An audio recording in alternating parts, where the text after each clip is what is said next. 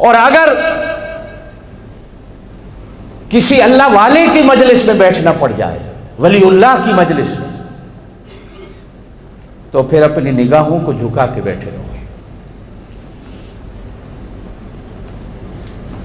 اس لیے کہ بڑوں کی مجلسیں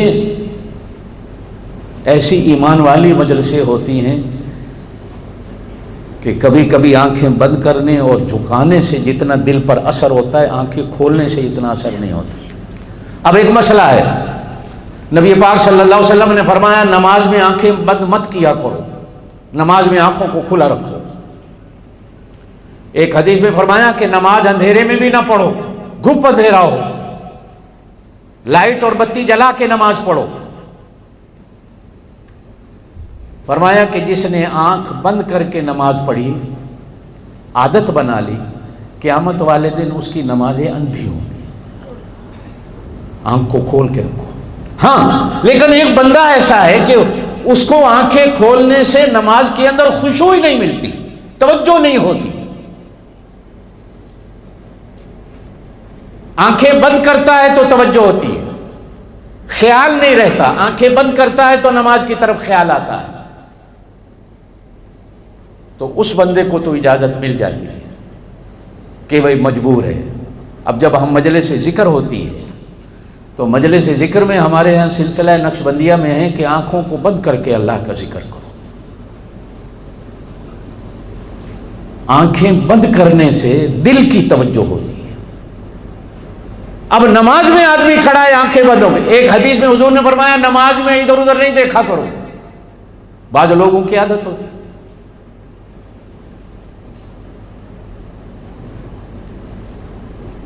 میں ایک دفعہ مکے میں نماز پڑھ رہا تھا اور نماز کے ساتھ ہی ایک آدمی جماعت میں کھڑا تھا تو اس کا ٹیلی فون بجا۔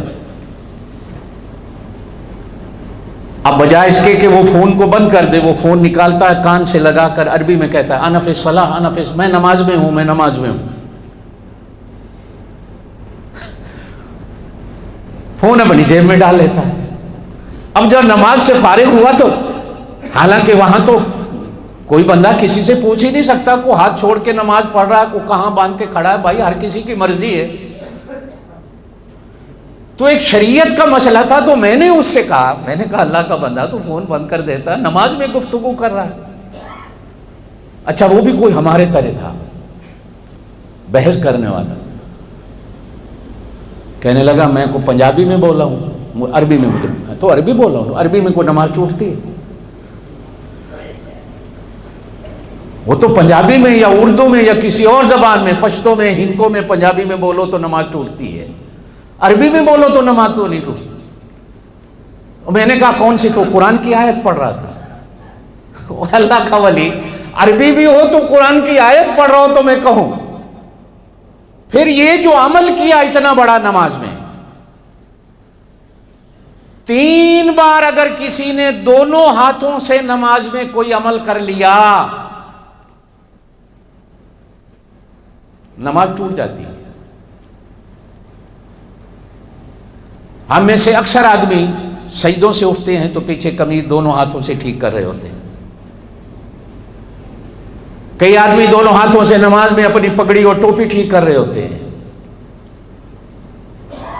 1 بار معاف ہے، 2 بار معاف ہے، 3 بار معاف ہے، اگر 3 سے زیادہ بڑھ گئے تو پھر نماز گئی۔ تو نبی پاک صلی اللہ علیہ وسلم نے فرمایا نماز میں ادھر ادھر دیکھنا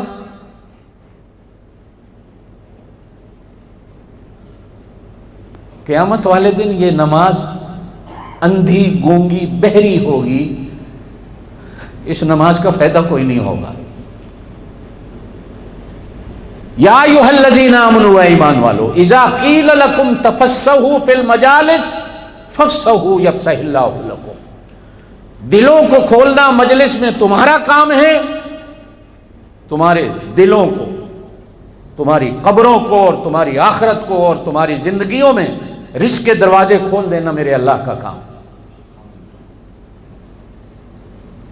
وَإِذَا قِيلَ انشُزُوا، جب نبی کہے اٹھ جاؤ،